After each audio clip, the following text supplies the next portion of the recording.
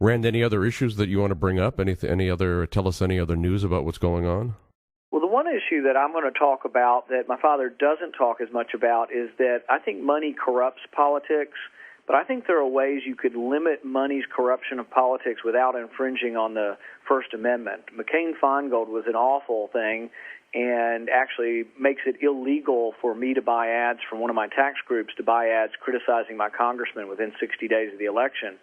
But what I would do is I would make it part of the federal contract. If you get a federal contract for more than $1 million, I would say that a clause in the contract just says, I'm voluntarily taking this money, and I voluntarily agree not to lobby Congress during the terms of my contract, and I also voluntarily promise not to contribute to PACs or political candidates during the terms of my contract. You know, we already have some limitations like the Hatch Act and different things, but I think if you make it part of a contract, you could do it such that it's not an infringement on the First Amendment. And I think it's particularly galling to a lot of people that you have like Halliburton has $1 billion contract, but they immediately turn around and take $1 million of that, pay a lobbyist who goes to Washington and says, please, sir, can I have some more, sir? And the system goes on and is perpetuated, and the policy driven by these lobbyists. Well, Rand, thanks very much for coming on the show today. Just let me add one more quick thing.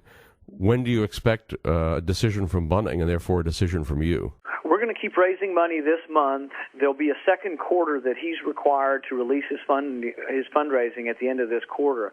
Every quarter he gets the drumbeat from all the press who ask him why he didn't raise enough money and why he has very little money on hand. I think that'll happen again in July. I meet Republicans every day who said they just don't believe he's running. And so that's why we kind of have to organize. I think two things would persuade me otherwise. If we raised a significant amount of money, more than $1 million in the first several months, I think we could be persuaded that there might be a race no matter what. If we raise an adequate amount, it's hard to raise money, though, with the uncertainty of the actual race. But if he gets out in July, I think our fundraising will pick up quite a bit. And we really haven't tried very hard. All we've done is set up our randpaul2010.com website. And we haven't done a whole lot of promotion with it or tried to reach out to any of the free market people yet.